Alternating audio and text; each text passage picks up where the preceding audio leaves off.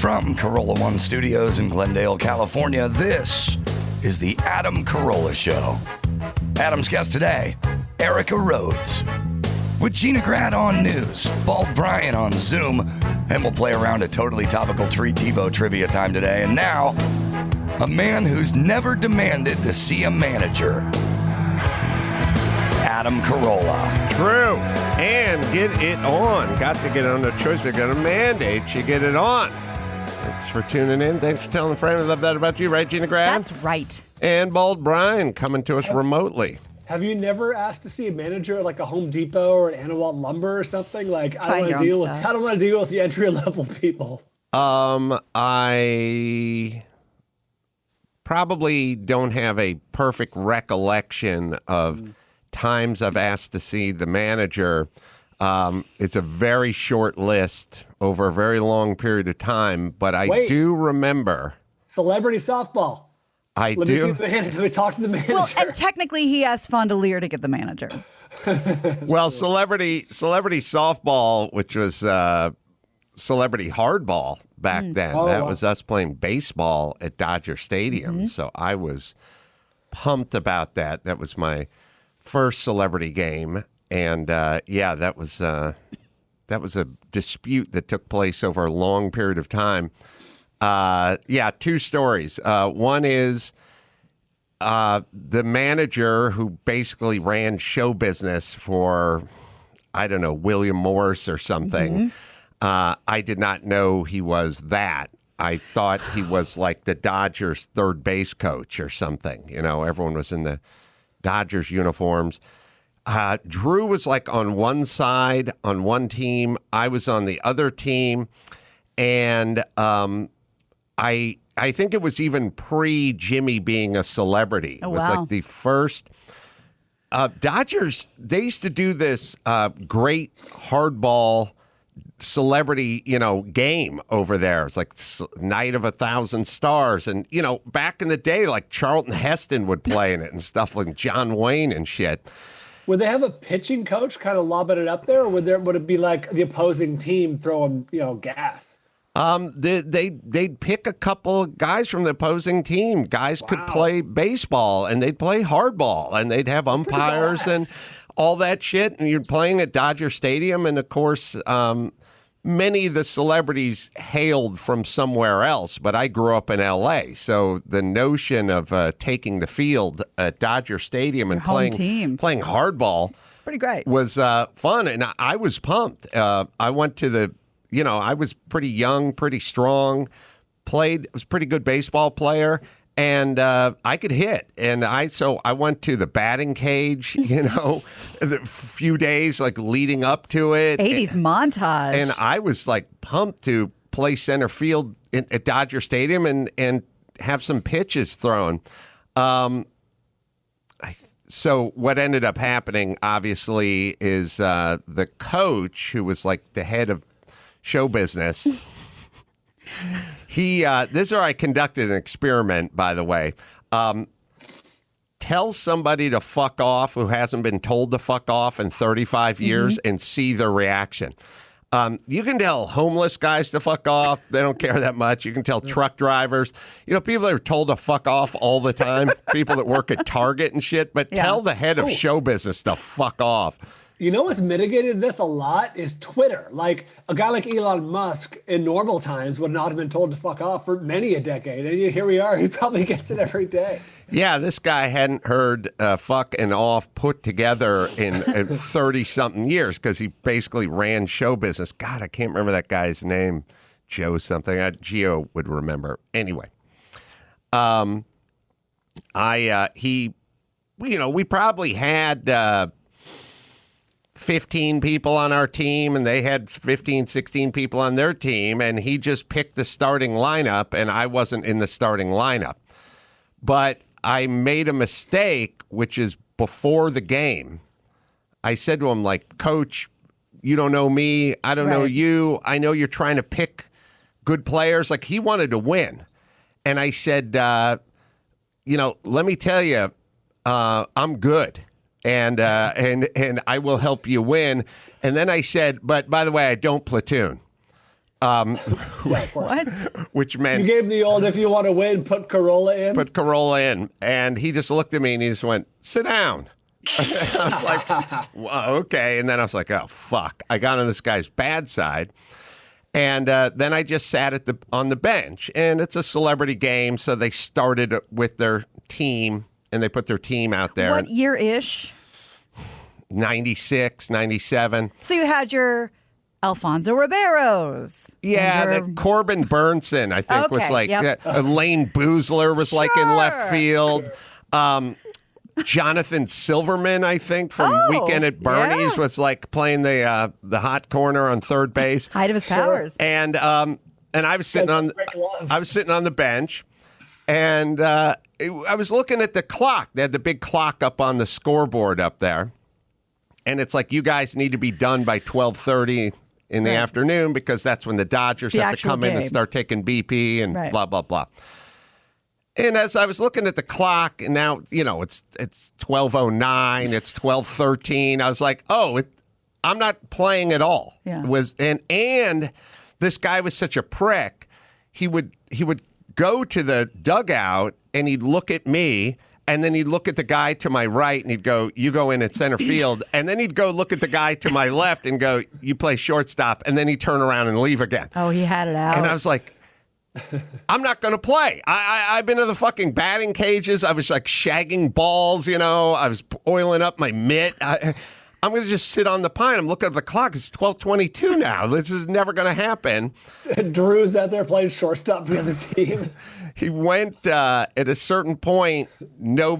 Our team was up, and nobody came to the plate. And he was just sitting there, and he was looking for Stephen Baldwin. As you do. And Baldwin was like in the locker room doing something. I don't know what he was doing. And he's like, Baldwin, you're up. Come on now. Now, Baldwin had already hit, and I have never played yet. And he kept going, Baldwin, where are you? And I was like, he's not around. And everyone's kind of looking, and the umpire's like, come on, get a guy up here. And I was like, fuck it. I grabbed a bat, and I headed for home plate. Yeah. It's a fucking celebrity game. They don't have a batting card or list, or no manager's going to protest. There's and the umpire's going, come on, bring somebody up here. So I grab a bat and I go to home plate. I start walking to home plate, and this little prick follows me out there, and he goes, hey, no, sit down. You sit down. Sampras, sit down. Yeah. So he goes, if he thought I was Sampras, I probably would have got that. So he goes, no. He goes, sit down. And I go, there's nobody batting. And he goes, sit down. And I just go, fuck you. And he's like, what? And he starts going, he starts going berserk, right? And then I go, I'll beat your ass right here. I'll beat your ass right at fucking home plate right now.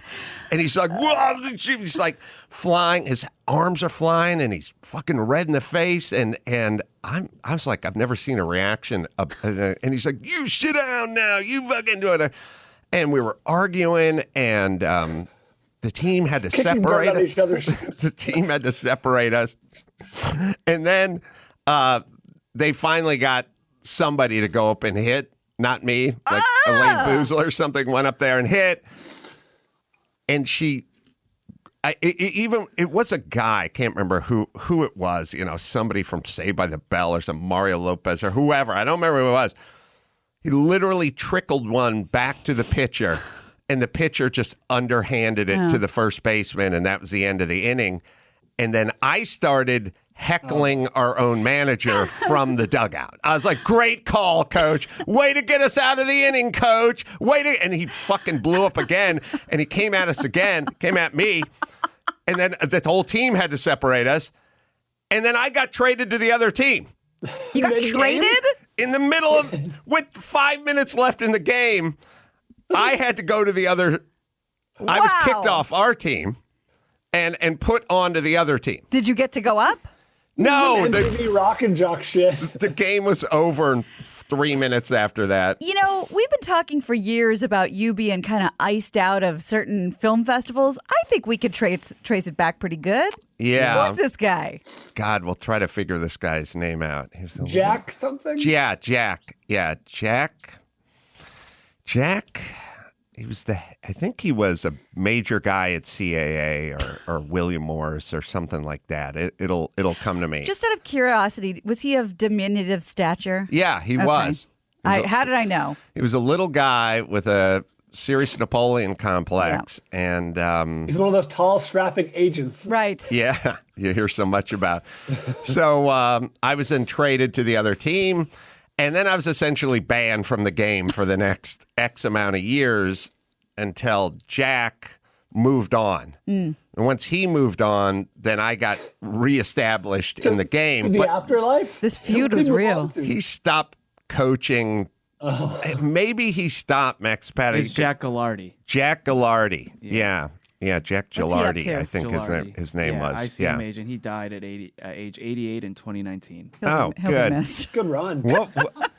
What did he do? He had quite a career in the industry, but he moved on, and then unfortunately they switched to softball.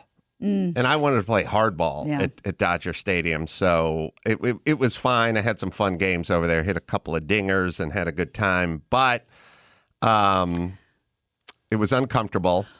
I wonder what reputation you had earned that you didn't even realize before you met this guy. Like, he already knew you were on his shit list. Watch out for this one. I made the mistake of joking with him sort of before the game, and he didn't like me telling him how to run his ball club in a joking way. You went full Sir Ben Kingsley on him? Yes. So he benched me, and then he punished me, and then I was probably banned for 2 or 3 years, and then they went to softball, and then now that was a wildly uncomfortable moment because remember at the end of the game we all had to go back to the locker room and everyone had to get changed and everything like that, and he was just there in the locker room when I was coming from the other team. I was on the other team, but all my shit was on their side, so I had to go deal with that. It's not quite as uncomfortable as the celebrity softball game I played there some years later that had a long rain delay, and they moved us all to the executive lounge or something with the restaurant and the bar, and they said, you guys just sit up here until the rain delay stops or whatever. Or maybe it was the Dodger game went into like extra innings or something like that. We had a delay, and then we went and sat in this lounge. And I sat next to Kareem Abdul-Jabbar, and then a woman walked up and said, Mr. Jabbar, would you sign this baseball? And he said, no. And then she went, please, it's for my son. And he said, no, I don't do that. And I said, okay. And then she said, please, really? It's for my son. And he said, no. And I was like, I'll fucking sign it. Will you please grab it and sign Kareem Abdul-Jabbar? I was sitting right there the whole time. Then she left, gave the baseball to her son, and then her son toddled over at 7-year-old and said, like, Mr. Jabbar, can you sign this baseball for me? And he went, no. She was like, please. And I was like, he's like, nope. She needs to call I will not. And I was like, I was like sitting right next to him this entire time. So that was brutal. He's a pretty serious guy, right? Like in general. He's been on the morning show. He's called in to promote, and he's pretty serious dude. I get along great with the man. I've had many a good interview with him. Nary an autograph. I think he's been dealing with this for a long time, and I think he's set a policy. Those are his boundaries. And he sticks with that policy, man. God bless. I mean, guys just... It probably doesn't exist anymore, but like celebrities used to like adopt policies like you cannot come to me at my table when I'm eating. Sure. Some would say they'd have a card with them where they would just give them the card and go, that's your thing or something like that. Walt Disney would do that. Yeah. So Jack Gilardi was the commissioner of Celebrity Softball League, and he was a That was a thing? He was great friends with Tommy Lasorda. Yeah, so he worked 64 plus years with ICM agency. Oh boy. Yeah, 64 years. He repped Charlton Heston, Burt Reynolds. That's why those Shirley dudes were playing. MacLaine, Telly Savalas, He Jerry looked at Lewis. me like I was some fucking pimple on the ass of MTV. Frankie like he was like, I Valli. don't know what the fuck you're doing in this celebrity game, you MTV guy, but go hit the pine. And he sat me down, and he punished me for that whole game. How old? What was the age difference at the time of you and this dude? When did I don't remember how? I must have been in my early 30s, and also again, I was good, and I'd been practicing, and I was pumped to play. Right. And But you're no Elaine Boozler. he was probably 60 In so at the many ways. time, or 58 or something like that. Seemed like he's probably the age I am now. Probably Right. seemed like an old man that I was Right. going to break in half at the home plate. But by the way, I was boxing, being a boxing instructor and a carpenter 10 minutes before this. Right. So I was ready to fucking throw down. Like I had not become a celebrity in my mind. Right. And in his mind. This was a street fight, and in his mind, But too. if this would have happened today, you would have been so fucking sued. If in front of all these witnesses, you said, I'm going to beat your ass. Yeah, I told him I was going to beat his ass. And subsequently, there was some photographer guy who kind of knew Jack and knew me, and I would run into him from time to time, and he would go, "Oh, I saw Jack Gilardi the other day. He says hi." You know, they're like 5 years later, and I'd go, "Tell that guy I'll beat his ass. You tell that Jack Gilardi I'll beat his ass." It kept going. Oh, It my kept going. So I did see the manager. It's true, and of course, the only time that I could remember being in a store and asking to see the manager was the Zanku chicken incident. Oh, yeah. When I was We couldn't get the mixed plate. Oh, pre-celebrity. I'd get the 50-50 shawarma. Right. It was 50-50. By the way, the beef shawarma is good, No. and the chicken shawarma is good. But what's better is one stroke of the electric knife Yes. on each spit. Best you of know both what I mean? worlds. That's the best of both worlds. It's like chicken and steak fajitas. You Yeah. gotta know both. And at $7.99 for the plate, they were both the same price. That's what drove me nuts. And I kept saying to the chick behind the counter, just do 50-50. She's like, we don't do that.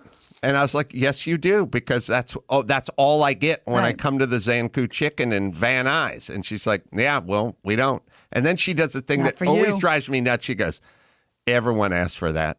And I was like, oh, by all means, then board up the door and get on the roof with a hunting rifle, and we'll put an end to these pesky patrons who keep coming in asking for things, you know? I gotta God give you forbid. money in exchange for meat. oh And my God. she's like, right. And I'm like, no, I was like, you don't get it. I'm not asking for twice as much shawarma. I'm asking for the same amount of shawarma that costs the same price, just one of each. And she's like, no, we don't do it. That's when I said, go get your manager, because I do this every time and there's something going wrong here. So what happened? Don't leave She us said, hanging. she said, it reminded me of that scene from the movie that I screw up, Into the Night or whatever, where he's begging after the world's worst night, the guy who's working the booth Falling at the, down? at the subway in Oh, the New York subway. It's the Scorsese film. Right. played the clip. After Hours? After Hours. Yeah, it's not Into the Night, it's After Hours. And he's pleading with the guy, just let me through. And the guy's like, nah, I can't do that. And then he goes, who's going to know? Who's going to know? And you're the only person that would know. And he goes, yeah, that's true. And then he said something like, well, then what's the danger? And he said, I could go to a party, get drunk, start talking. And I remember so she said, manager's not here. And I kept saying, then who's going to know? Nobody would know. Just do it. And she's like, Not on her nope. watch. And that's when I I turned about face. I walked with purpose. I said, good day. Oh. I tilted my hat down, and I walked with purpose to my pickup truck, and I drove to the Hollywood Zanku. So you Right showed off them by Sunset. spending money at their same business. That's right. As a different location. That's right. It was anyone who knows the one on Sepulveda and the one like on Western Yep, in on Hollywood. Western, yep. That's a 45-minute drive. You showed them. And I walked right into that place, and I went to 50-50 shawarma plate, and the Right guy this way, goes, "You sir." want the Pepsi with that?" And I was like, "God damn it!" You want the garlic paste? If I really had, that's Yes. that's FU money. If I had F me money, I probably would have turned around and went back to the Zanku. Ate it there. Showed them. Yeah. All right. Oh, we got that scene. Oh, good. Makes me laugh. After hours. That's right. There you go. Fare is $1.50. What? Fare went up to $1.50 as of midnight. You're kidding. Well, I've got 97 cents. No, It's raining like mad out there. no, Would you just give me a break? I really just want to go home. I'm sorry. I can't do that. I could lose my job. It's in an Who would, empty who would somewhere. know exactly? I could go to a party, get drunk, talk to someone. Who knows? Would you just give me a goddamn token? No, goddammit, I cannot give you a token. Those tokens are $1.50. I can't sell them for 97 cents. We lose money that way. All right, there's the train. There's the train. Come on, give me a token. Come on. What's wrong with you? I forgot that it went up at midnight. Yeah. That As of night. midnight. Yeah. My dad always had what he called compliment Tourette's, and that included the manager. We had the manager called over all the time, and we had cooks called over to the table all the time because it is so good. It is so good. I have to tell your boss. I have to tell the chef. Please bring him out. That was constant growing up. Really? He was constantly Yeah. asking for the manager to shower them with compliments. That's a move I want to pull more often. Let me speak to the chef. Yes. Yeah. The chef will come out and tell them how nice the food is. Yes. We also have a Birchum to play. Ooh, we've been getting spoiled lately. Yeah, thank you. It's only 2:30. I haven't heard it, but I remember it vaguely. It was after the earthquake, and they wanted to rebuild the Coliseum, I think, because the Coliseum had been damaged Oh, yeah. during the 94 earthquake. So this would have been slightly after the 94 earthquake. Okay. That was my lowest point in humanity, but slightly after the 94 earthquake in, I don't know, February, I was then on Kevin and Bean in, May, June 94. Wait, I know this is an international show, but the Northridge earthquake damaged downtown's Coliseum? Oh, it was Yeah. a massive earthquake. Yeah. Wow. Yeah, it was okay. a massive earthquake, and the downtown Coliseum had been built in the teens or the Brittle. 20s, Okay. and it was a lot of unreinforced concrete Okay. and stuff like that. So this is Birchum calling in to Kevin and Bean. Yeah, it's July of '94. July of 94. All right, it's 9:12. Good morning, Mr. Birchum. Yeah, Hey, how you been this week? I feel like canned crap. Well, you seem to always feel like canned crap, Mr. Birchum. This, I think, has to do with my biorhythm. What's wrong with your biorhythm? What's the problem? All screwed up. I mean, something's got to be wrong. I had another porta potty incident. Oh, no. Wow. This wasn't my fault, guys. What happened? I was down on the 118 picking up trash, finishing off the last leg of my community service. Right? Anyway, I was in one of those trailer-mounted crappers, taking care of business. Sure. When a con overpowered a guard and took off in the van. Right? And next thing I know, I'm heading into Simi Valley doing 90 with my pants around my ankles. That sounds ugly. That's been a dream of mine. Well, this guy's weaving in and out of traffic like Joey Chitwood. He's smashing water barriers, and I'm hanging onto the seat liner dispenser and being bounced around like a Chinese acrobat. Wow. Wow. Anyway, the sheriff pulled up, shot out the tire, the van jackknifed, and I got hepatitis. Oh, man. You have more really close calls to disaster than anyone I think I've ever met, Mr. Birchum. Yes, I guess I guess I'm blessed. Yeah, right. Anyway, that's not why I called. Oh, yeah? It never is. I read in the paper the other day that because of the earthquake, the Coliseum may not be ready for the Raiders' home opener. Right. So what I thought I'd do is form a volunteer building corps to head down there and give them a hand. Well, Lord knows they need somebody down there who can get this job done a little faster. Birchum's just the man for the job. So today I'm calling on the KROQ listeners who actually possess a skill. Right. I'm talking about sheetrockers, tin knockers, gunite hawkers, bonderized caulkers, elevation callers, shear wallers, T-bar installers, drywallers, gravel haulers, grate mowers, bobcat towers, backhoers, stucco blowers, and chicks with big boobs.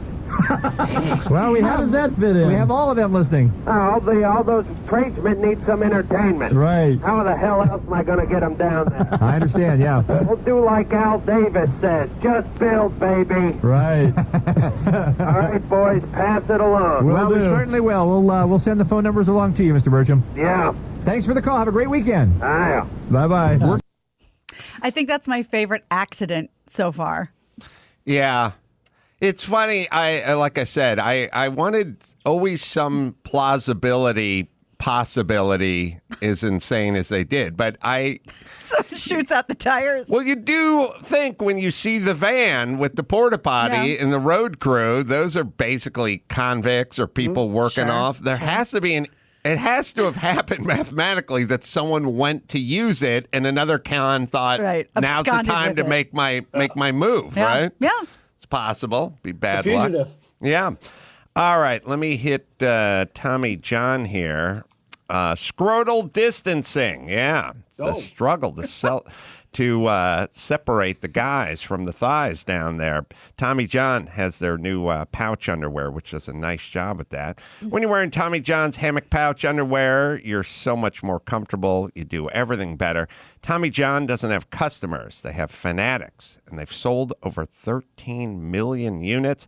I'm wearing mine right now in my stylish slimming black. Second that.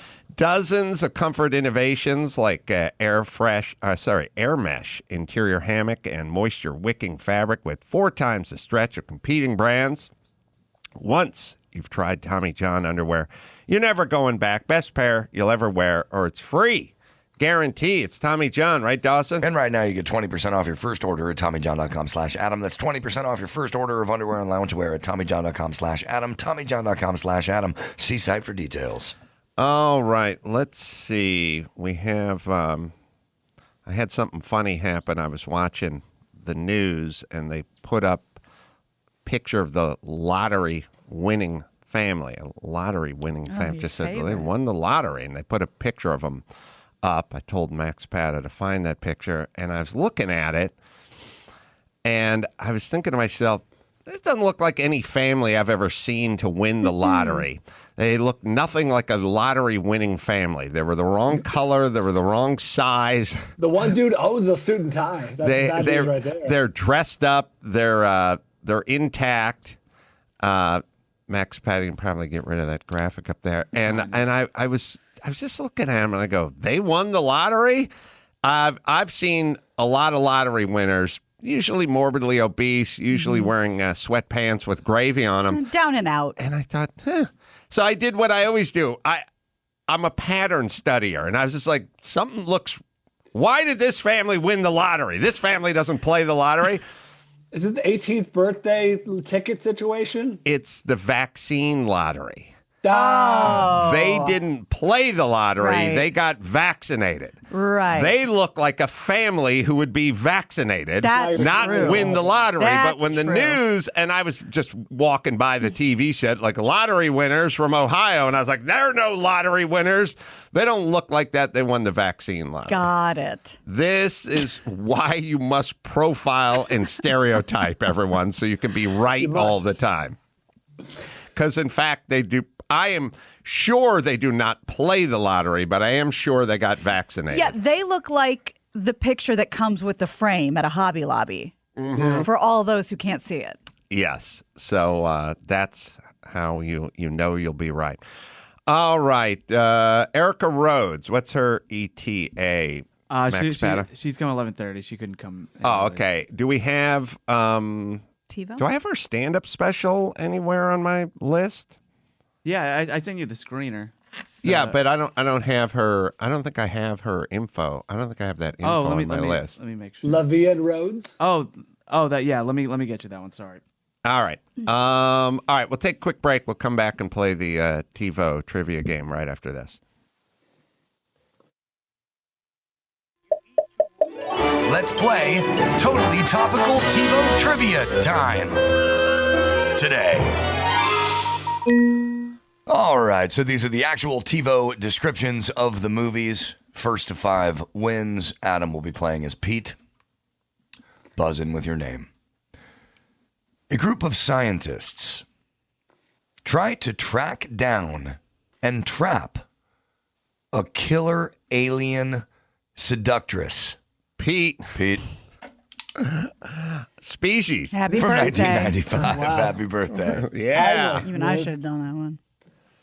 A simple-minded, sheltered country boy suddenly decides to leave his family home to experience life in the big city. Brian. Is this Urban Midnight Cowboy? Where his naivete is both his best friend, Pete, The Cowboy Way. and his worst enemy. That's it? I mean, sounds like Elf. It's from 1979. It's The Jerk. Oh. Okay. Okay. A mild-mannered chemist and an ex-con must lead the counter-strike. Brian. Brian, Oh, this is The Rock. from 1996. Oh, man. I'm going to sit this one out. Should have known that Gina, one. you should see The Rock. The Rock's a good Jesus. movie. Okay. Apparently. Yeah, I tried to watch it with Sonny a few weeks ago, and he turned his nose up at it, the little fucking he? snob. Is this a Nick Cage movie? Is this a good movie or one of your is good good. movies? I'm like, it's a Nick Cage movie, son. It's fun. It's a fun I movie. stand by it. totally agree. A journalist must investigate a mysterious videotape. Brian. Brian, Pete, Yeah. The Ring? Yeah. The Ring. from 2002. God It is damn The it. Ring. Yep. I forgot the journalist aspect. I forgot the journalist part too. I'd never even seen this movie, and I knew that one. A college freshman returns to L.A. for the holidays. Pete, Gina. Pete, Almost Zero? No, wait. Damn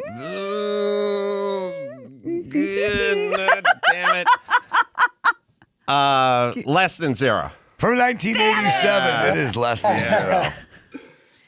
A grizzled tank commander. Brian. Brian, Pete. It's got to be Fury. from 2014. It is Fury. How'd you guys even invite me?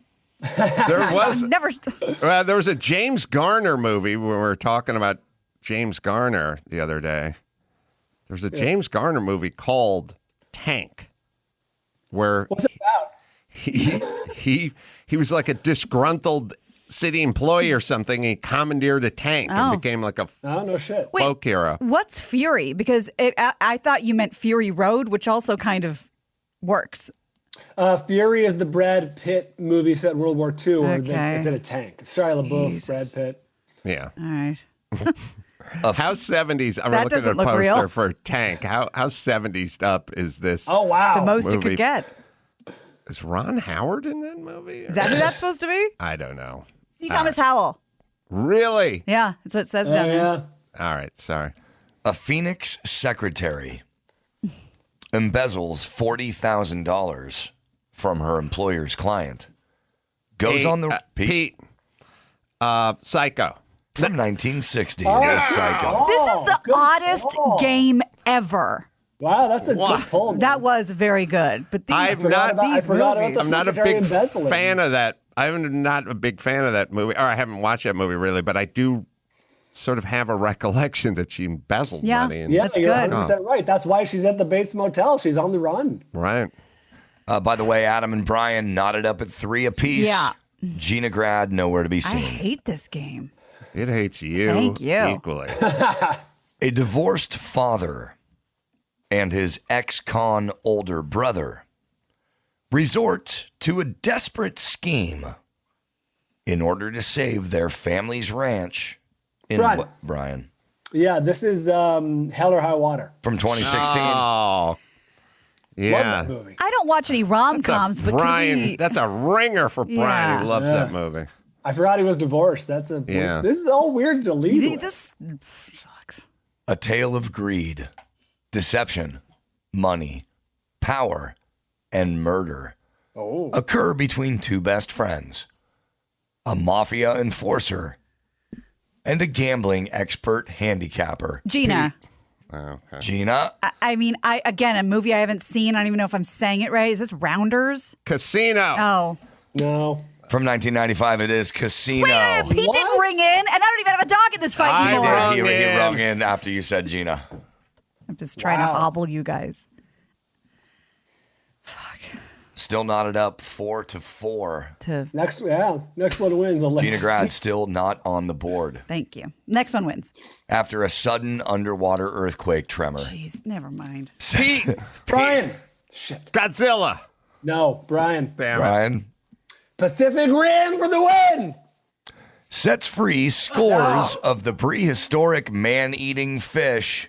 Oh, and Brian. No, you can't go again. Brian. Keep talking. I want to hear the whole unlikely thing. Group of strangers must band together to stop themselves from becoming fish food. Gina. Megadon. The Meg. Sharknado. From 2010, it's Piranha 3D. I hate all of you. This was the dumbest version of this game I've ever heard. I've never seen any of these movies. I don't care about these genres. A pox on all of you. Gina, is the game dumb or is the person with no points dumb? Yeah, no, these movies are all fucking brilliant. Yeah. I know sometimes I get really angry at Rubik's Cubes and corkscrews. Like, Piranha. Fuck these confounding devices. Piranha 3D and The Rock. What's up with these shoelaces? You guys are a bunch of bitches. There's more? A smart but sensible new graduate lands a job as an assistant. Gina. Pete. The Devil Wears Prada. For the win from 2006. The Devil Wears Prada. I rarely celebrate. Tune in for more Totally Topical Tivo Trivia time. Gina. Tomorrow. I knew that one. You just bring in faster. Gina. You know what? This game sucks. Swimming with sharks. I love that movie. I love that movie. I didn't know she was a recent graduate for some reason. Yeah, but we all knew where this was going. I love that movie. That's a good movie. That's a really good movie. It's a really good movie. Mix it up a little more next time. Who was in charge of this that I can go scream at? Well, Kaylin, I'm going to kill you. That was Michael Bean's son. Of course it was. Well, you had Devil Wears Prada. Oh, yeah. Like that could have pulled me out from the hole I was in. That was with 5. Gina, it didn't get any better for you. Thank you. Yeah. You guys are all right. Erica Rhodes, real funny stand-up is going to come in. Maybe we should play her trailer. I thought her trailer for a stand-up special. And I'm not sure how to say her stand-up special. Lavian Rhodes. like the, what's her name? The movie, Cotillard. Brian, help me. Lavian Rhodes. No, but who was... Do you know any movies? Not Pia Zadora. What's her name? Who it was about. Oh, fuck. I know what you're talking about. I'm going home. You got long hauler syndrome, baby. And you haven't even... Is it possible to have long hauler syndrome without getting COVID? I really do have it. I think Edith Piaf. Of course. All right, we'll play you guys the trailer. I thought it was real funny. I would definitely suggest if you date an actor, date a bad one. And also, if a guy plays a nerd on TV, he's a player in real life. And if he plays a player, he's a psychopath. I feel like if you are in your 30s and you're not married and you don't have kids, it's a little like breaking even in a casino. Right? Like you didn't win, but you didn't not win. People always say when you get out of a bad relationship, they're like, you really dodged that bullet. And I'm like, I thought dodging a bullet was like the bullet comes at you and then you jump out of the way and then it hits something else. But I didn't think it was like the bullet comes inside of you and then you fall in love with the gun. I love that joke. It's a great line. Rose Bowl parking lot. The drive-in comedy. Yeah, looks great. That's why the audience doesn't sound like you'd expect it to. They're all in their cars. The Rose Bowl, they must have put that whole big screen up and everything. It was really cool. Yeah, that was cool. Yeah. Hell of production. So we'll talk to Erica Rhodes about comedy and beyond. Also, we have a new game to play with her that Matt Zapata came up with, which is what are we calling it? Tweetsplaining. Yeah, we just pull up some of her recent tweets, and she can kind of explain what motivated them and comment on them. All right, let me tell you about X Chair. I love my new X Chair, and I say my new because they gave us one, but I had the old one because I've always been an X Chair fan. The secret is not just the patented DVL, that's dynamic variable lumbar support. It's their new HMT technology, heat and massage while you're sitting, everybody. Now, you can look forward to spending hours in it versus, your old crappy desk chair. And by the way, I'm going to add a good X chair to my list. I tell people, get a good TV set, get a good bed, get a good car. You're going to spend more than half your life in those places. I'm adding X chair to this because get a good desk chair, good bed, good TV, and a good car. You can feel the X Chair difference for yourself. Trust me, right, Dawson? X Chair is on sale now for $100 off. Go to xchairadam.com now. That's the letter X, chair, ADAM.com. Or call 1-844-4XChair. X Chair has a 30-day guarantee of complete comfort. And you can finance your purchase with as little as $30 a month. Go to xchairadam.com now and use code XWheels for free X-Wheel blade casters. xchairadam.com. Well, as long as we're taking a walk down memory road, we also found another installment of Dingo Boy. I'll try to see when we listen to it who did what voices. You'll probably hear Jimmy in there at some point. But also, this one was based on Pulp Fiction. No. I remember now. The best way you can see Pulp Fiction is the way me and Jimmy and Kevin and Bean saw it when it came out, which is a little private screening theater at right on Sunset Strip. Pulp Fiction must have come out May, June, July or something like 94. Must have been right in there. Did you have any expectations about that movie? Do you know who Tarantino was? Yeah, or probably. was it just going cold? Probably enjoyed Reservoir Dogs. Remember seeing that one and thinking, but I had no idea what to expect with Pulp Fiction, pre-Pulp Fiction. And we all just sat alone in this little screening, and where everyone was just blown away. And then I guess that inspired us to do October 94's Pulp Fiction. Yeah, probably inspired us to do a Dingo Boy themed Pulp Fiction episode. Here it is.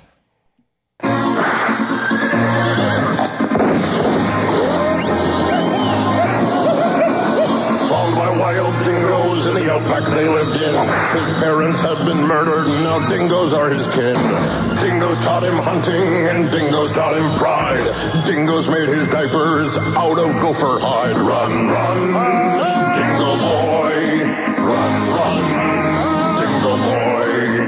Dingo Boy.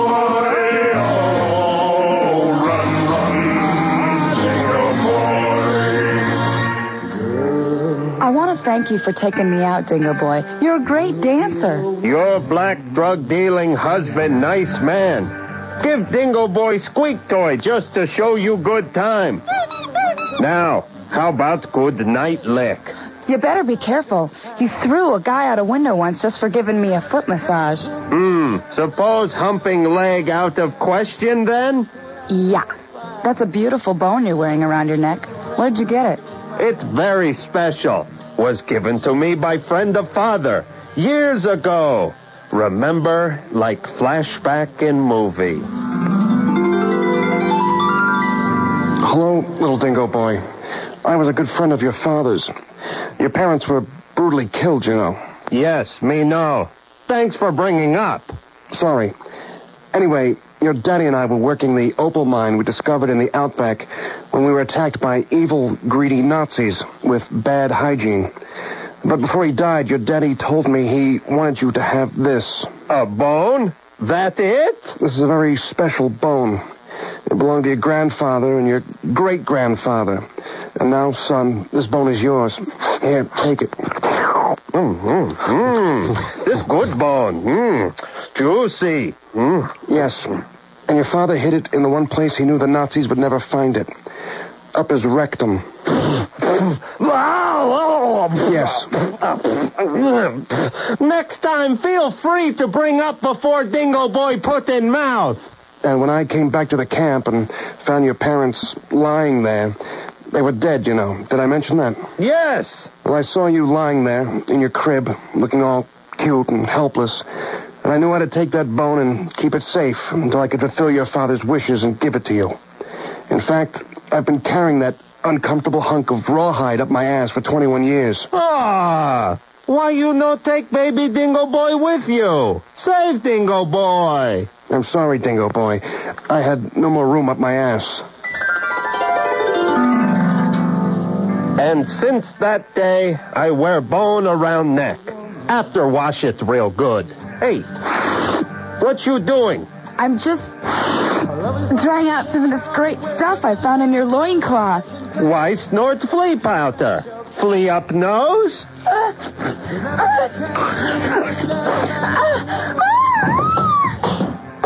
Woman dead. Dingo Boy in trouble. Must flee. But first, hump leg.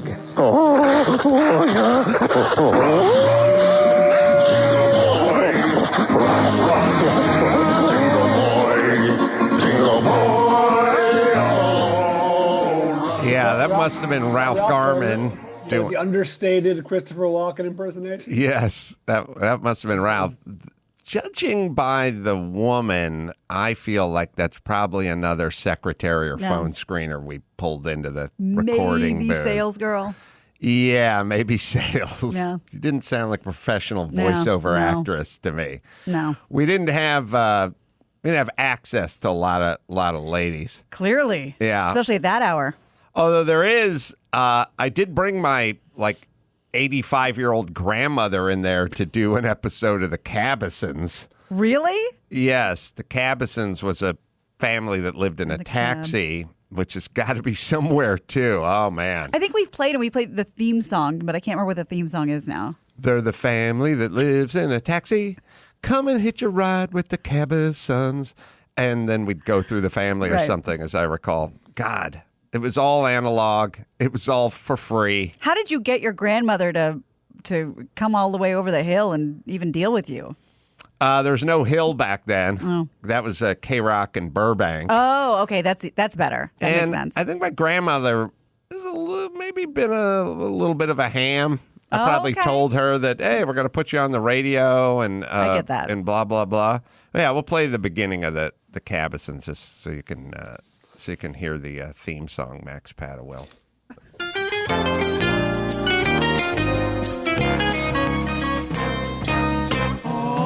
They're the family that lives in a taxi. That's Jimmy. Come and hitch a ride with the Cabbisons. Open the door and hop in the backseat. Come and hitch a ride with the Cabbisons. They're a great big family like yours and mine, but they live in a cab. There's Dad, Mom, Granny, the twins, and Timmy, and don't forget Scamp.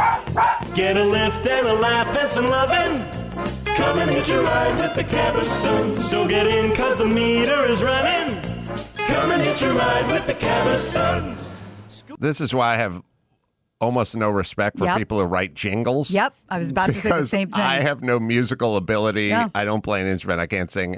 And really, neither can Jimmy. And we would just sit and write jingle. We could write any of these jingles that we wanted for the opening of whatever. And the sound is, same as I Dream of Jeannie or whatever that else. was a perfectly serviceable opening We'd theme have song. access to even people who could sing. Yeah. So he would, like I said, he'd get Cleto in there who could sing and play an instrument a little bit. But, we should have less respect for jingle writers, everybody.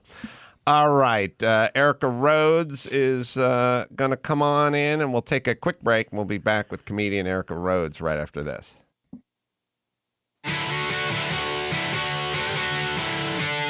It's time to check Adam's voicemail. Adam, get it on. Steve from Spokane. Hey, I've got a song that would never, ever be recorded today. Check out Phil Collins' Illegal Alien. He even sings it in a Latino or Latinx, whatever accent. Hey, man, love the show. You can leave us a message at 888-634-1744. Yeah, it had to be a weird pitch for that song. It's no fun being an illegal alien. Right. That's basically what that song is. I don't remember him sounding like Ricardo Montalban in the middle of it. He did a little, I think. Okay, Erica Rhodes has joined us. Now we have to listen to Phil Collins. Sit tight, Sorry, Erica. that's how the show works. That's always what I get. Little Phil Collins.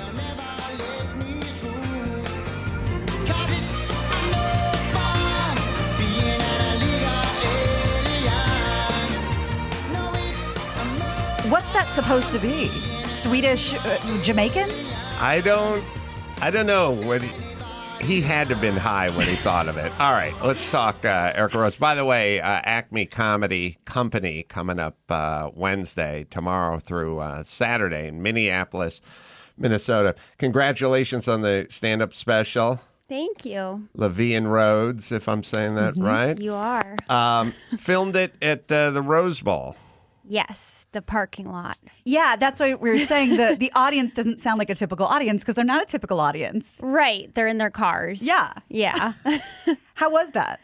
It was different. I mean, it was definitely a strange experience because it was my first drive-in. Like, it's not like I practiced ahead of time or anything. So there's no way. Sort of jumped right in. I was supposed to do it as part of the Tribeca Film Festival originally, but obviously that got canceled.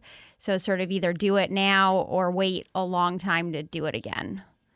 It seemed like you guys spent some money on that. I mean, it had a huge screen. I don't know, is that thing inflatable or how do those screens work? You rent those things? Oh, I don't know. Comedy Dynamics produced it, so I didn't really...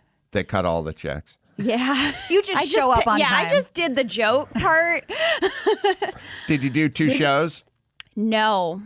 We only got one. Oh, pressure, man. Yeah, I think that was the hardest part about it, was just having one take.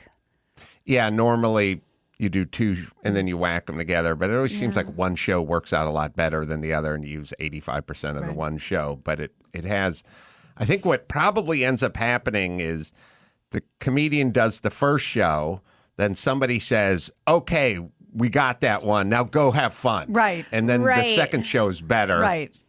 But this is only the first show. Yeah, this is just the first show. Well, wait, it's the last show, too. Yeah, this is the first and second and third. Grand opening, grand closing. Did it mess with the rhythm of the joke, having to deliver it to cars?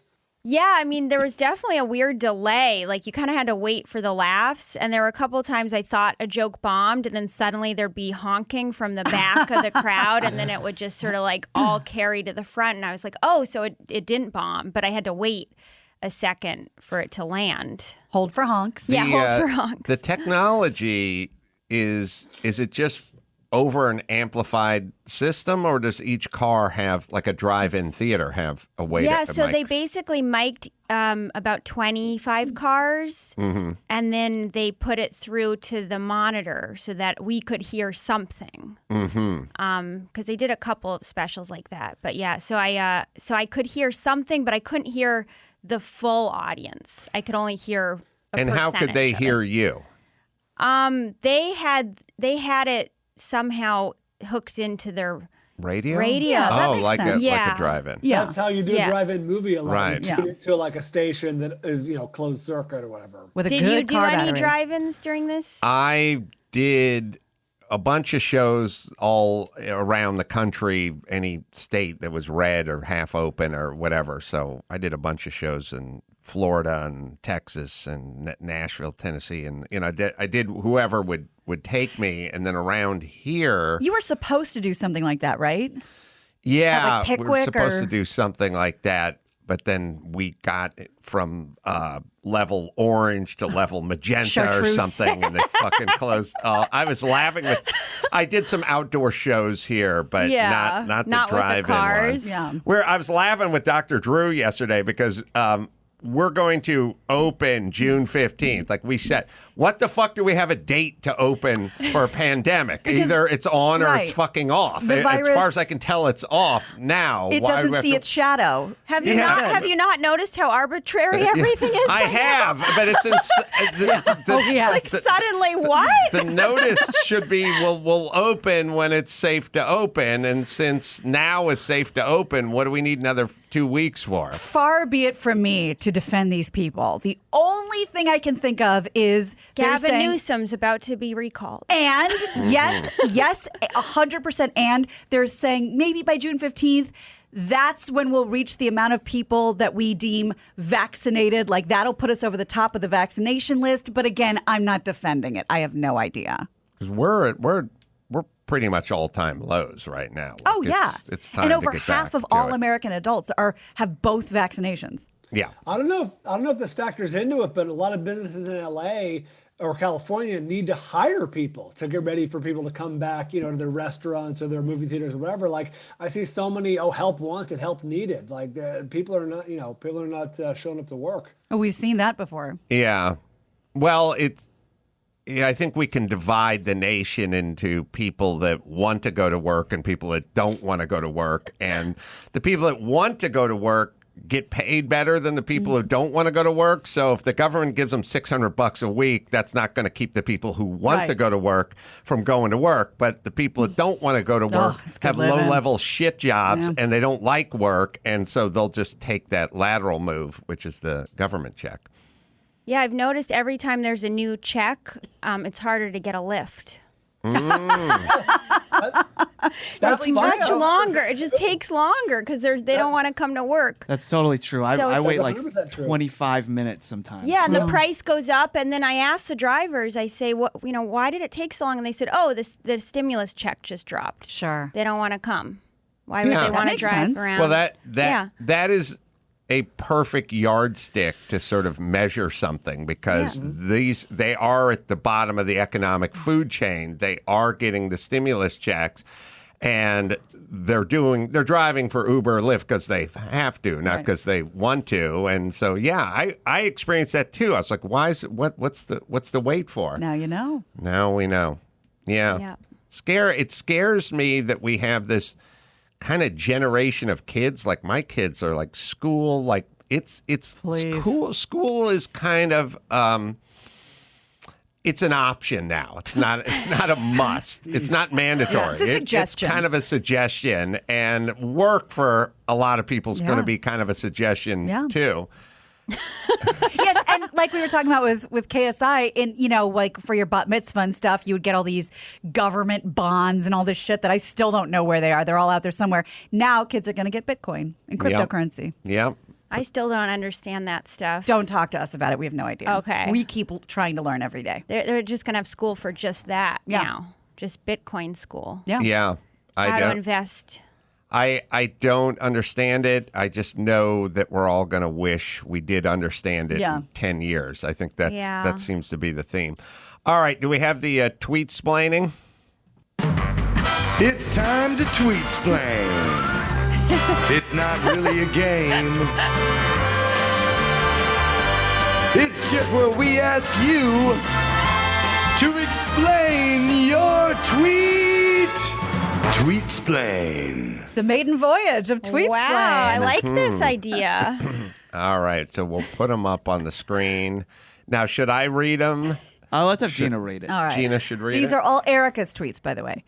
Normalize not saying normalize. Use your own words, brainwashed robots. I totally agree. I think we can all get on board. I think I'm sick of just hearing the same words over and over again. Like Problematic. even the word normal now, it's like how many times we're going to get back to normal. Things are going to be normal. What does that even mean anymore? You know, when did we even know what normal meant? Well, it's all retrospective. And the normalize is even worse. Like I've never known what normalize meant, but people just say it over and over again. In a kind of bizarre way, normal, getting back when, the pandemic, midst pandemic, normal, and then talking about getting back to normal. Trump was the president, and he was, it's a hostile regime who's a dictator who's trying to take over the country. So that shouldn't be what we're trying to get back to. Right. That wasn't normal. All the people who say get back to normal are essentially talking about that era, which is before COVID, which is pre-Trump. During Trump. It's sort of meta because getting back to normal was when we were trying to make America great again. It's like a Russian nesting doll. Yes. But also normalize is a different word because normalize is like part of sort of the woke thing. Yeah. The fucking one I hate is reimagine. I don't even know that one. We got to reimagine policing. It's a lot of reimagining things. But also suggests we imagine policing at some point. We imagine it into existence. Did John Lennon invent policing in '79? Like, we need to reimagine something that was never imagined. Right. Yeah, that's not something you want to imagine if you're in trouble. Like, imagine they're going to come help you. Yeah. It's reimagining policing, which is you can find on the internet, Max Zapata. Reimagining police, yes, you do not want that. You don't want to reimagine like things like draining my septic tank or something like that. Like, I don't want to reimagine any sort of hands-on, hardcore, just like to have it done. Anything. Just like to get stuff done. Or how about flying airplanes? Should we reimagine that? No, please don't. We all hate problematic. One that I absolutely hate, and you only really hear it when you're talking about like tech, disrupt. Oh, this new gadget is totally disrupting Silicon Valley. Like, ugh. But also, what is imagining is already you're already imagining it. How do you reimagine it? Yeah. Like, how do you imagine it twice? How do you preheat it? I don't understand. I think the context is we need new imaginers. Like the old people that imagine police were a bunch of racist dudes with red mustaches. Yes. We need us to reimagine policing, and we'll reimagine it better than the old guys imagine it. New Imagineers. Maybe it should be unimagine. Yeah. Like stop imagining how we used to imagine and unimagine it. So instead of defund the police, we should unimagine the police. Unimagine the police. All right. I wonder if that'll catch on. It's terrible. But that is a thing. Like I'm seeing like in like I haven't seen West it. Virginia, Portland, and all these. It's time campaigns. to reimagine the police. That's what it says. Yeah. Ugh. I just don't like how there's a catchphrase and then everybody jumps on without thinking. Like, what does this mean to me? They just decide, I'm just gonna because everybody's doing it. Oh, you can find a laundry list of like politicians and leaders and stuff just talking about reimagining the police. It's such a weird. It's also, like not all ideas are great ideas. Like I saw that Domino's has brought back the Noid. Oh, you're saying this is not a good idea? What's a Noid? Oh, you must be very young. That's good. That's a first date answer right there. Oh, I wasn't even born in '87. Yeah. Avoid that Noid. You had to avoid That's a terrible You word. had to avoid the Noid. They invented a gremlin that hated takeout pizza and freshness or something. And so you had to avoid the Noid because the Noid was to pizza what the rabbit was to tricks. Yeah, keep him away. He wanted to upset the tricks. Disrupt it. He was disrupt. Yeah, they needed to reimagine. That's the Noid. The Noid. Oh, I remember the Noid, but I didn't know the name of the Noid. Yeah. I didn't know he had a name. So He kind of looks like a whammy from Press Your Luck. I'm old. The Noid was a bad idea in the mid '80s. Right. But they have brought back and reimagined the Noid. Did not know that was And now happening. the Noid is back, and I got to watch these Domino's commercials going, why did you guys, are you going to bring back new Coke, or what else do we have in mind? We'll play the commercial. Okay. Domino's is trying out one of their new driverless pizza shuttles. That is so Black Mirror. At Domino's, we're constantly innovating to find better ways to deliver you pizza, which is why we're testing driverless delivery powered by Neuro. And it's got someone back to their old habits.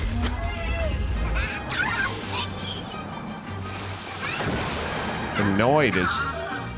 Thwarted.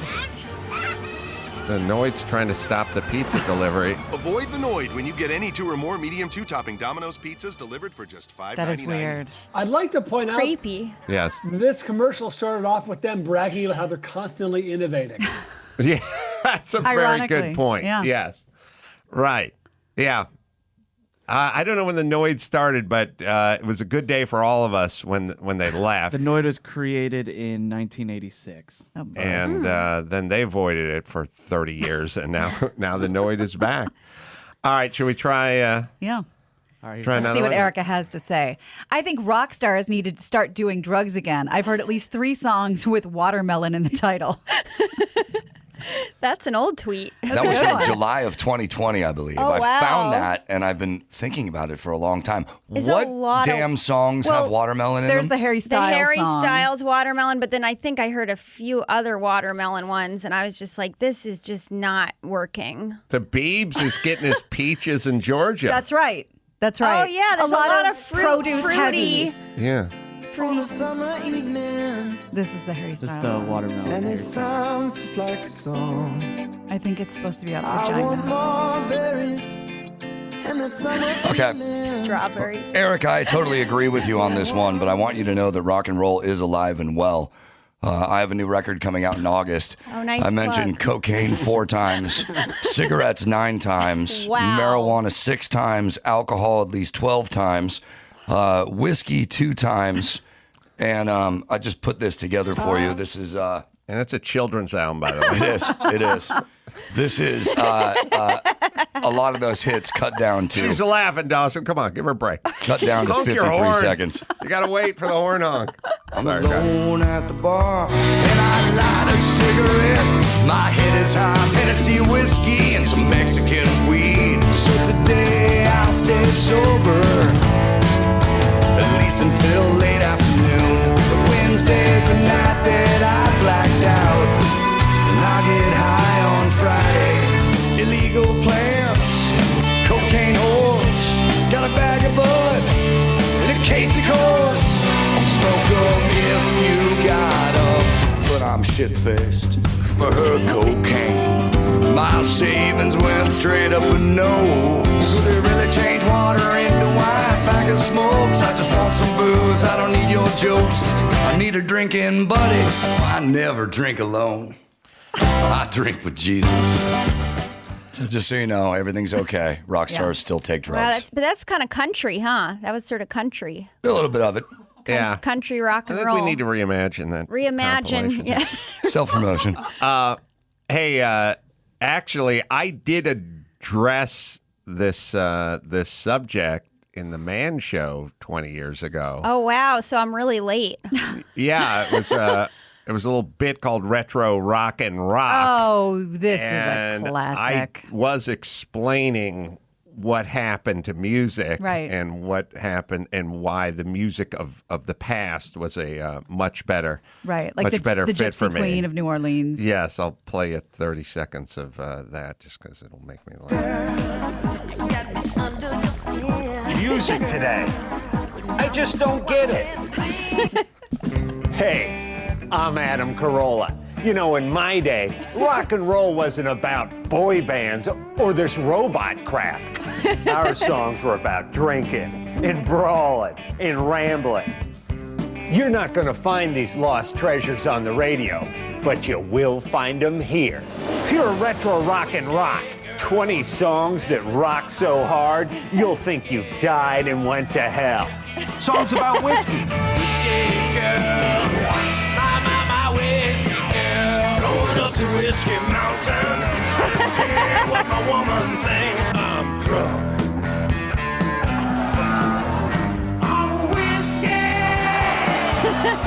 And songs about hard living, hard loving women. Devil lady, she'll pick you up in her truck and she'll drive you to hell. Whiskey drinking gypsy devil Cajun queen from New Orleans. And whatever happened to rambling? Rambling. Its own genre. Yeah, rambling is a good word. 18 wheels are rolling. rolling. Woman, don't you cry. Cajun whiskey, rambling devil queen from New Orleans. All right. That was with the great, late great Adam Schlesinger from Fountains of Wayne. We did. Did that he do all those? way back. Yeah. Yeah, those are good. We wrote. I think I wrote the lyric, or we wrote the lyrics or something, and then he recorded them. I think. Yeah. Hey, before we get to Erica's next tweet, can I read an excerpt from my book? I'd like to throw in a couple recipes if you're interested. Yeah, they got those Man Show box sets are available at Target, Walmart, and more. Grainfreecomfortfood.com. All right. Shall we do one more? one? Yeah. Let's do one more. Let's see. Oh, can we at least all agree that this is the worst time in the United States history to be single? Which I think was true when it was written June 3rd, 2020. Much better than it deserved. It's such a lot of single people. Yeah, I guess a lot of lonely people out there. Yeah, they really related to that. What's your status now? Self-improvement. Rambling. Rambling. Did you go on any virtual dates during COVID? No, I just stopped dating completely. Ooh. On purpose or because of the quarantine? Yeah, on purpose. I was just focusing on other things and sort of got out of a bad relationship a year ago, and I just was need time. Yeah. That bullet dodge joke was super funny. Great joke. That was a great joke. And it's so you never think about that. Every single human being says that to you when you get out of one of those. People kept saying that to me after, and I'm like, well, but I still got pretty hurt. Yeah, I got winged. The bullet didn't just completely miss me. That's what dodging a bullet is. Yes, it's a great joke. Yeah, I agree. Thanks. I never. There's certain sayings that I get bullet dodge, but it rarely applies. It's usually, you had cancer and now you went through chemo and now you're still alive. And they go, bullet dodge, it's like, that's not missing the bullet. Right. A dodge is supposed to be missing it. Yeah. Right, completely. Brian? The other weird one about relationships is when a couple's been dating for a long time, then they're like, you need to shit or get off the pot. It's like, okay, so I'm going to shit on that. I'm getting married to shit. Yeah. I have two shit takes myself, which is one, they go, shit rolls downhill, man. I'm like, not really. Like if you've ever camped and shit on the side of a hill, it really does not pick up speed. No. Pretty much stays put. And do you have another one? Because I have a good shit one. I was watching, I think it was George Clooney was talking about, what's his name, one of his beautiful co-stars from ER, and how they were attracted to each other, but they never, Julianne Margulies maybe? She was in it. Yeah, that's who they were talking about. And they were always attracted to each other, but they never connected because he said, you don't shit where you work. Well, first off, that's not the phrase. Everyone here shits. I was like, you actually can. These people are fucking rabbits. Everyone's constantly shitting here, number one. You had to come up with a whole system because of it. But you mean number two? Yeah. But you could say you don't shit where you live. It's like, yeah, I do. That's the number one place. That's the best place. Where you eat, but, right? And that is there more a disgusting fucking phrase than you don't shit where you eat? I hate when you're that talking phrase. about someone that you're really into and want to have sex with in court. It's one of those things that people signed off on as means no inter-office relationships. But I don't know why they signed it, or you don't shit where you eat. I mean, I'll accept don't dip your pen in the company ink but shit where you eat is such a disgusting thing to say about someone you want to date. I would argue people here do more shitting than eating. That's true. That's saying something. I think they carb load at home and then come here and offload. That's what I think's going on. That's the best I could make of this. I think you're right. Yeah. I hope you get your own bathroom here. Oh, there's a system. There's a complicated system to this. You don't even know. But Erica. let's give shit its due, because shit for brains is excellent. Yeah, eat shit. And shit storm is great. Yeah, that guy's a real shit starter. Yeah, that's good. Dipshit's a good insult. Dipshit's or good a compliment. Too. That guy's the shit. All right. Do we have an outro for our Tweetsplaining? Tweetsplain. That's the outro. I like the Cabbison's theme better. All right, let me tell you about Hyundai. Hyundai Tucson. Hyundai questioned everything to create the best Tucson ever. Every inch of the all-new Tucson has been completely reimagined. Oh, reimagined. There it is. Your fave. Yeah, well, we reimagined an SUV, but not policing. They get a pass. Resulting in an SUV loaded with innovations inside and out, from design to technology to safety. Every aspect of the new Tucson has been improved and completely redesigned. They have a digital key where essentially the key is your phone, and so you'll never be locked out of your vehicle. They have a 10.25-inch full-touch infotainment screen, which is big and beautiful and bold, and it works because I told you I hung out one of these things for a while and fiddled with everything. LED daytime running lights, stylishly hidden in the front grille. So you went to hell of an SUV for the price. Hyundai.com is where you go. All right, we'll take a quick break. Back with Erica and you right after this. Coming back with news. All right, here we go. Give me the news with crack. News with Gina Grad. Breaking, viral, weird crime, protest, politics.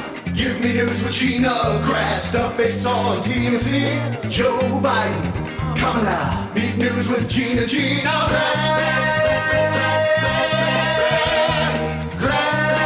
The news with Gina Grad. Hey, quick theory on, we've mentioned every once in a while, like, where's Kamala? Where's she been? Like, nobody sees her. And the theory that has been bandied about in my home is that she's too busy running things. And I never really thought about that. Like, she's too busy pulling strings to, go do a photo op at an ice cream shop, Well, it's kind of interesting because she was put in charge of the border like 60 days ago and hasn't made it out to the border. Neither hide nor hair. Yeah. So, and President Biden is he sort of billed himself as a moderate, but he's not running the country like a moderate at all. Right. So something to think about. The sort of right-wing conspiracy theory was always they're going to get friend to everyone, moderate Joe in, and then the folks are going to run it in a much more progressive way, right? Which is definitely what we're doing. Yeah. So maybe there is something there. About. Some hot Cosby news. There was a little kerfuffle. Somebody wrote a book, and it was talking about Dr. Biden was pissed at Kamala because, and they had a little dust up because, women. My experience is women are more reactive. Tell Erica and I about women. I will tell you how women work. Okay, little lady. That's not true. Let me put on my thinking brain. No, when I told it, like, when there's that whole thing with, I don't know, LeBron and the Knicks or whatever, and the husband was like talking shit. It was the wife that always gets off and goes try to punch him or whatever it is. They're protective. They that's how they. Maybe it's a stand by your man. It's a kid's thing. Okay, too. Like who's gonna go after the mama grizzly bear and protect the kids? Anyway, but it makes sense. So during the debates, basically Kamala Harris basically called Biden a racist and whatever else. Like she was all in on fuck this guy. What you gotta do? He's a racist, and then. He becomes the president. Now, he's probably a little more business savvy. Right. You know what I mean? Like, she'll help me get elected. Right. I'm going to have the first African-American vice president, blah, blah, blah. Turn the Female, page. yeah. But you could see the wife holding a grudge. Holding a little bit of a grudge there, right? Yeah. Well, speaking of women holding grudges, how's Mrs. Cruz? Because at the time, pre-President Trump, he was going after Ted Cruz's wife's looks. I think if you call everyone everything, people take it less personally. Okay, I can see that. I don't know. Them's are fighting words. I thought we were talking about Ted Cruz's wife's neighbors who ratted him out on the whole Cancun thing. Oh, That too. That She's too. got a lot of reason to be pissed, Ted Cruz's wife. I'd like her to get together with Dr. Biden and have a chit chat. Yes. All right. Let's talk about Bill Cosby. The news is there's no news. He's not getting out of prison early.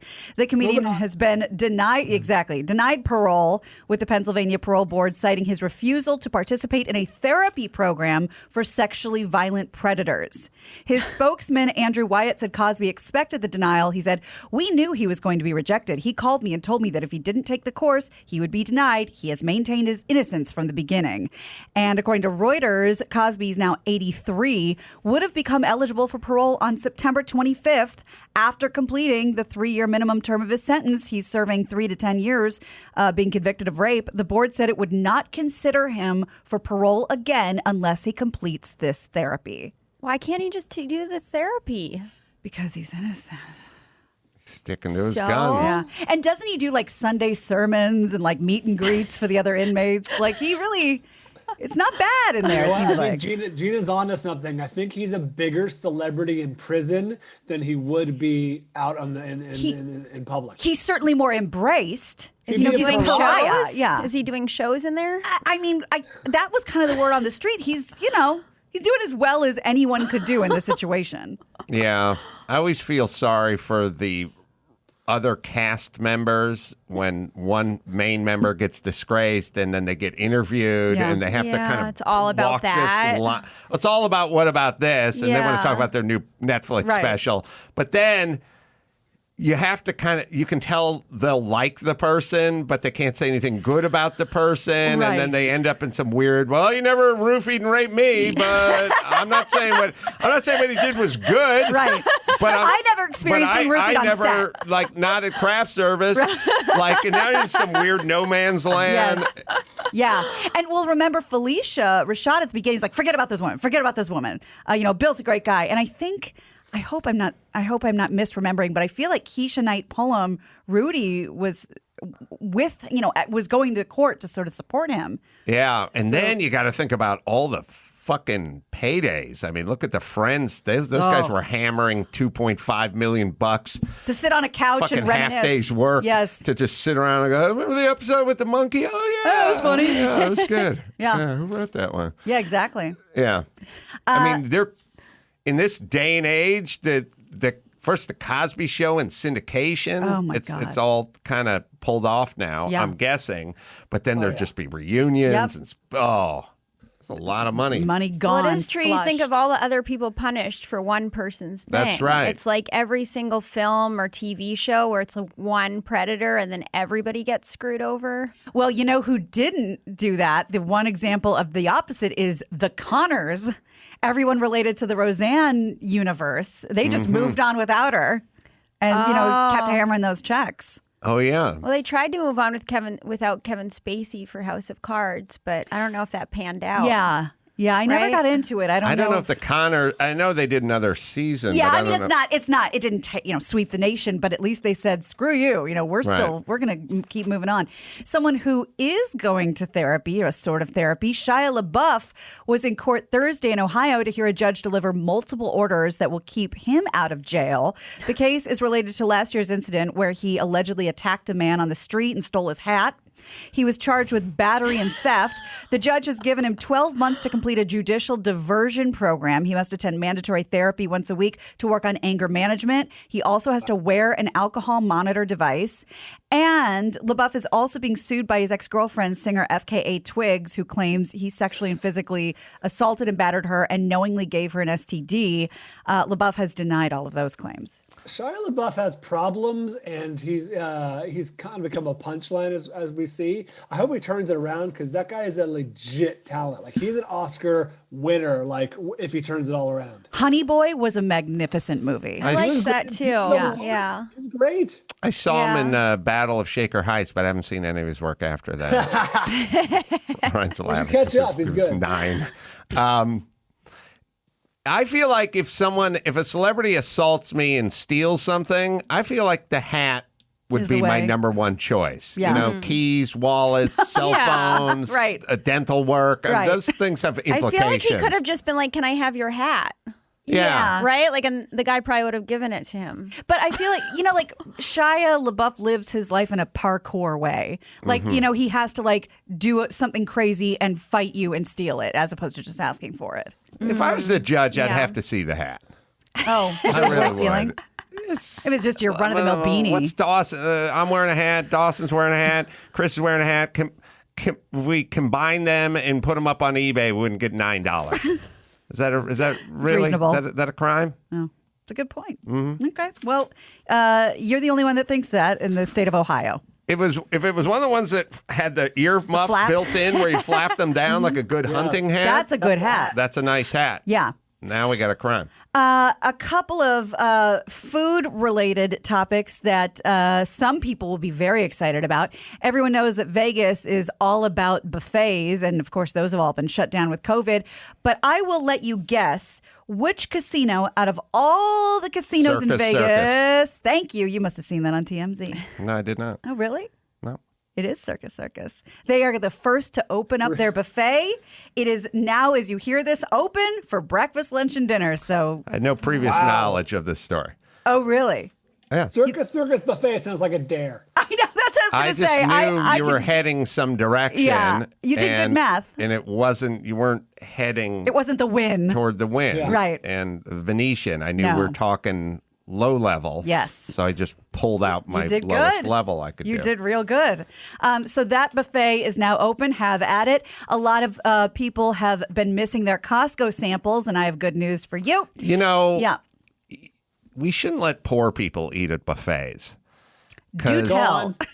Because I'd been to a few buffets when I was poor. It's an odd stance, but yeah. And when you're poor and you go to a buffet, you'll eat too hurt much. yourself. Yeah. You will. I remember distinctly, Right. like with my old girlfriend, we drove her shitbox out to Vegas, and we were gonna be in Vegas. Like the poor persons, Right. we'll get the tickets to the show in advance, and we'll go to the buffet and whatever.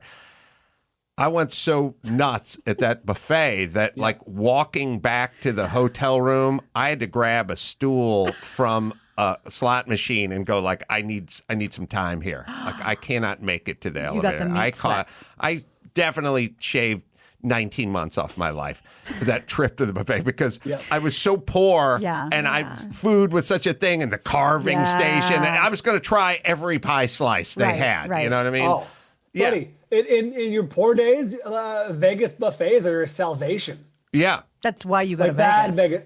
I went to the Tropicana buffet. Big mistake. Big mistake. Jimmy and I went to Jimmy, the craziest foodie in the world, used to go to Binion. We got to go to Binion's. Binion's has the $1.99 steak and potatoes. You get a steak and potatoes for $1.99. We'll get two of them. Oh, Rockefeller. Imagine that. We got to go to Binion's. No. Well, he was from Vegas, so he's like, I'm going to He save knows us a the ton of inside- cash. Yeah. You know who does a nice buffet in Vegas that I actually, now thinking about this, I want to go back to this one?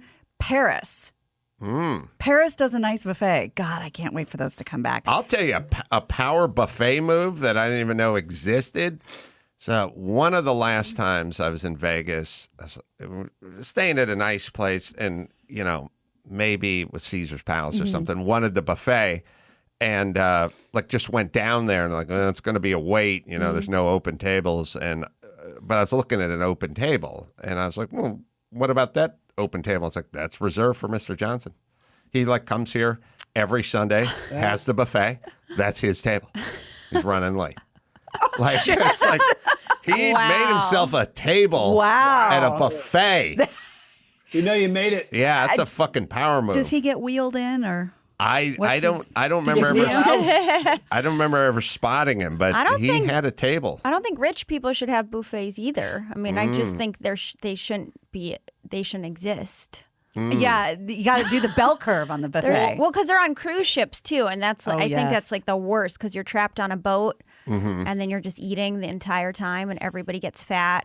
As a studio of people who have now done, I think, 4 cruises together, we can all attest to everything you're saying. Right? Yes.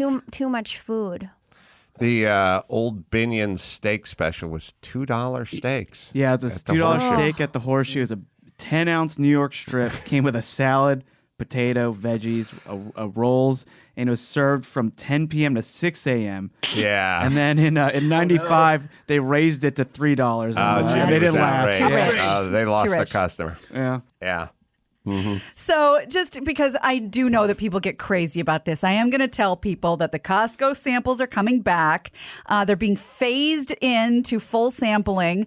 There will be some changes on how the food's given out, though. Many samples will be prepared behind plexiglass, made in smaller batches, and distributed to customers one at a time, as opposed to the feeding frenzy with the little hot pot. It's not the customers; it's the elderly who always are in charge of the samples. We got to worry about. They're That's vulnerable true. population. You're absolutely People right. working those hot skillet things, those plug-in. Yeah.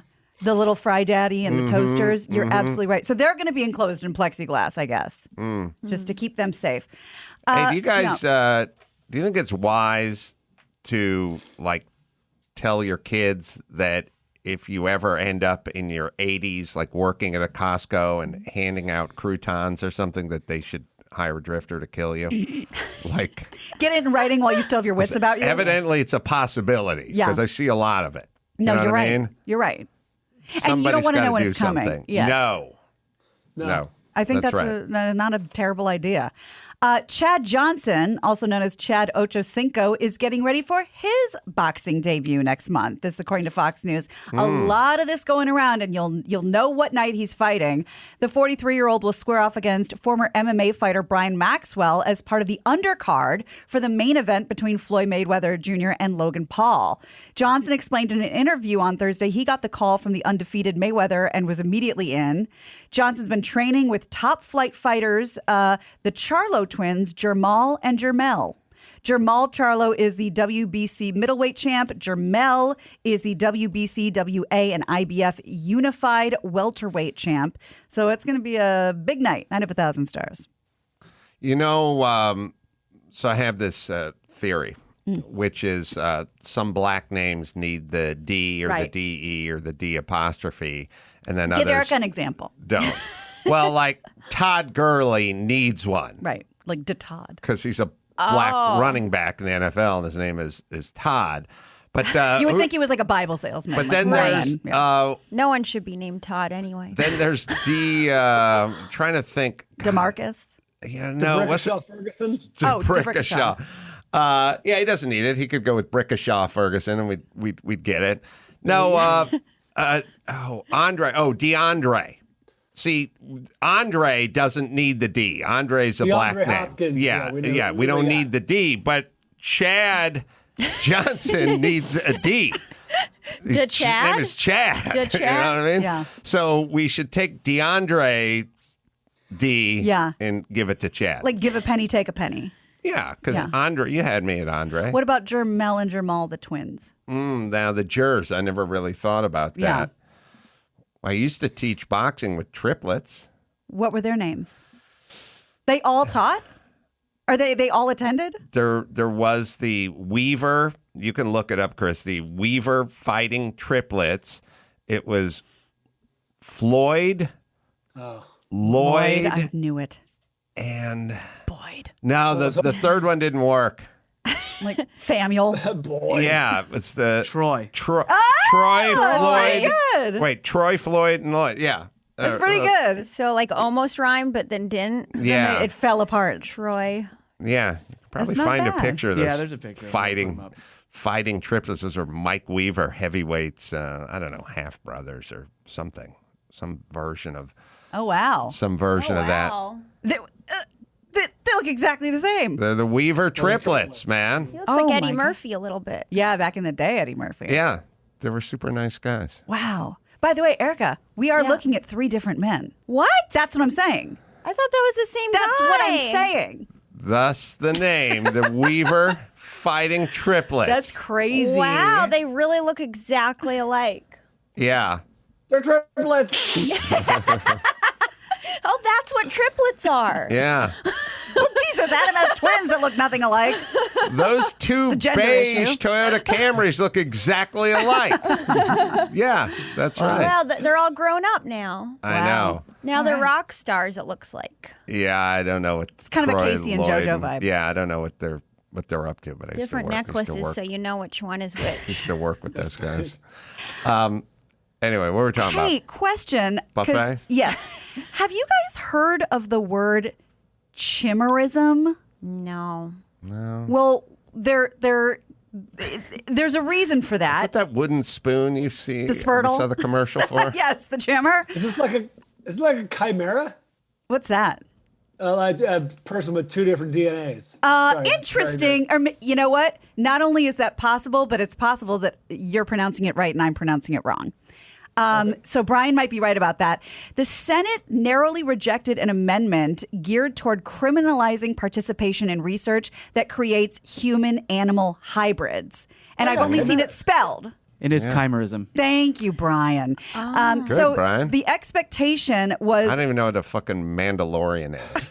A chimera is like an ancient, monster, like a mythical monster, like a half man, half beast. Yeah. But in science, it's someone with two different DNAs, like a mix, basically. You're that nerd. I really am. I can't even finish the LGBT, but I can't get to the end of that. Like, there's just too much stuff. It's like pie. Latinx? Right. Latinx? Latinx? I don't know. The expectation was that the federal government could lift a moratorium on funding these projects. This Hold is on. something going on behind the scenes. Don't you feel like you made it through your childhood with no new words? Yes.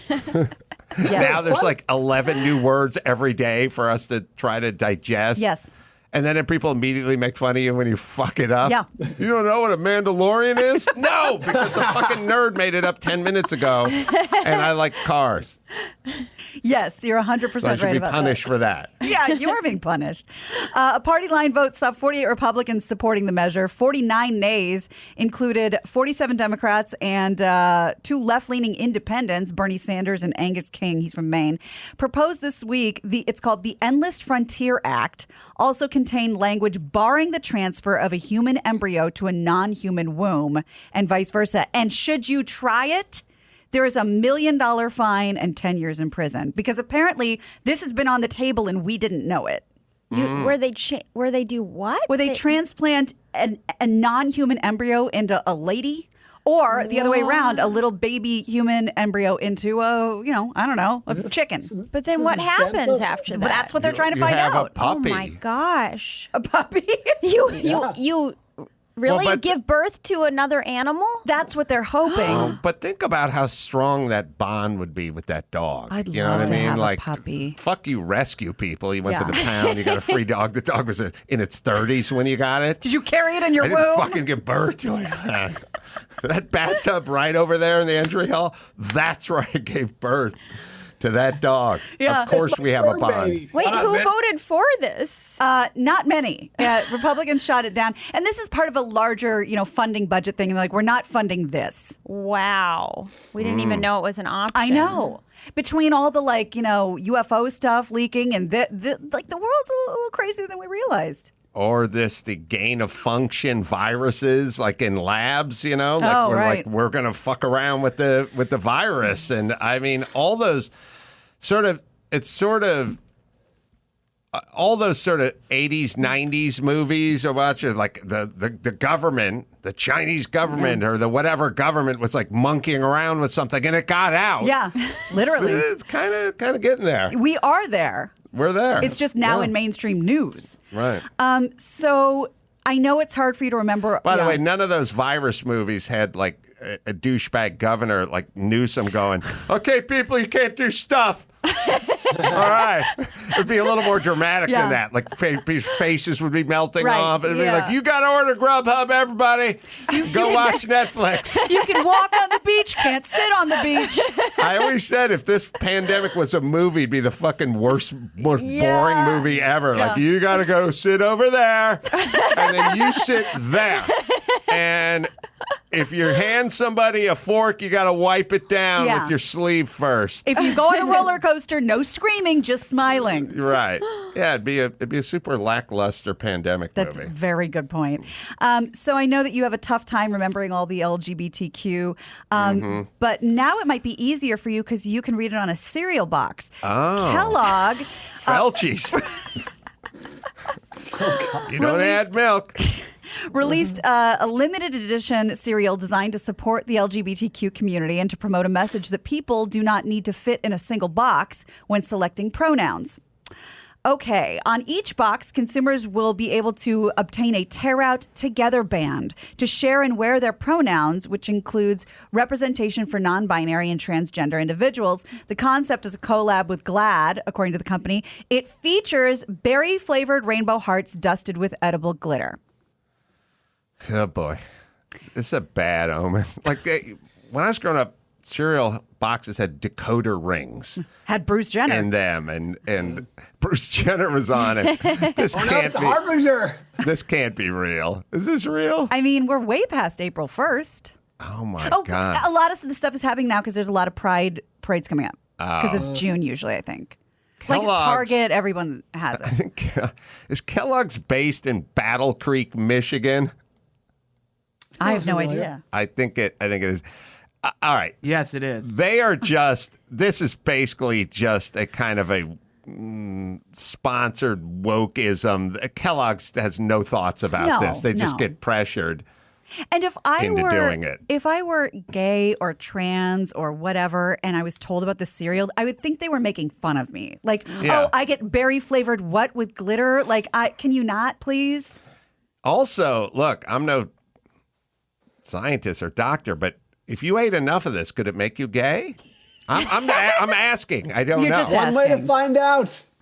I think there's a lawsuit here. Like if I fed this to my son and he turned out gay.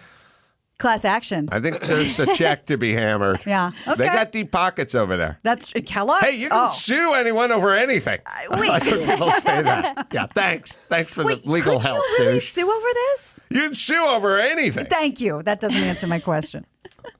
Hey, I'll give you the realtor version of that statement. Okay. Yeah, ask me what you think this house is worth. What do you think that It's worth what someone will pay for it.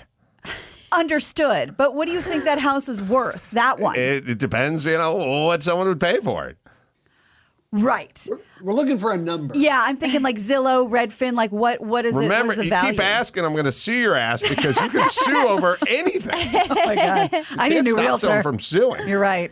Yeah. Oh, speaking of realtors, and how many times have we talked about this? I have a dear friend who is leaving LA and moving to Kansas because she's getting a phenomenal, gorgeous 5-bedroom, 6-bathroom house in the suburbs where I grew up for $500,000, which is a little high actually for that neighborhood. Yeah, it's crazy what house prices. It's not crazy what you get in other places. It's crazy what you don't get here. Right. So I can kind of picture that house and that price. But when you go to Salt Lake City and you show them that what $1.7 million gets you in Los Angeles, they fucking start throwing up in their lap. They're like, "Are you nuts?" And just because it hurt, like I'm woman enough to admit I shed a couple of tears. I was like, I'm never going to own a home in this city. So I went on Zillow, and it was all. I mean, there were lean-tos. What I was looking at. Well, good news is lumber's up 2,000%. So. That's going to help drive down the cost, and no one wants to go back to work. I thought you were going to move to Texas at one point. I should have. Threatened it. Oh, I'm like, the kids got to get through high school, and then I'm out. Like I'm gonna go to their graduation in a U-Haul. I will drive a U-Haul to their graduation. ceremony. Honk on your way out, wave out the window. That's right. Good. I mean, consider a compound because what's keeping us here? Compound is simultaneously the best and worst thing that could happen to you. You get a compound fracture, which got to be the worst thing, or you could live on a compound. Yeah, you have so much acreage. You live on a compound. All right, let me hit J.B. Weld here. J.B. Weld, world's strongest bond. Pros have trusted it for over 50 years, and you want to work like a pro, even if you're not. J.B. Weld makes it easy. Proud to have J.B. Weld Epoxy Adhesive as a sponsor. I personally know the owner. I hung out with these guys at SEMA. I just walked into their booth and started talking adhesives, man. DIY projects, auto, crafts, plumbing, marine, and more. You can use it on metal, wood, plastic, glass, ceramic. Just keep it in your kitchen drawer. Keep it in your garage as well. I just fixed my son's shoe with some JB Weld.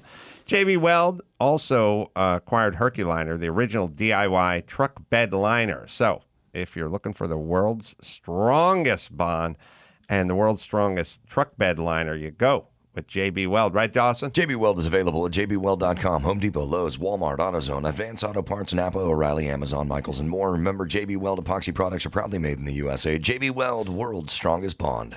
One more, Gina Grad. All right. Lots of people drove less during the pandemic. We know that. And a lot of them feel they've forgotten how to drive. A recent survey found that 46% of respondents said they had been on the road less during the pandemic. And of those, 37% said they actually forgot how to drive. 34% said they would need to retake driver's ed to feel more comfortable driving.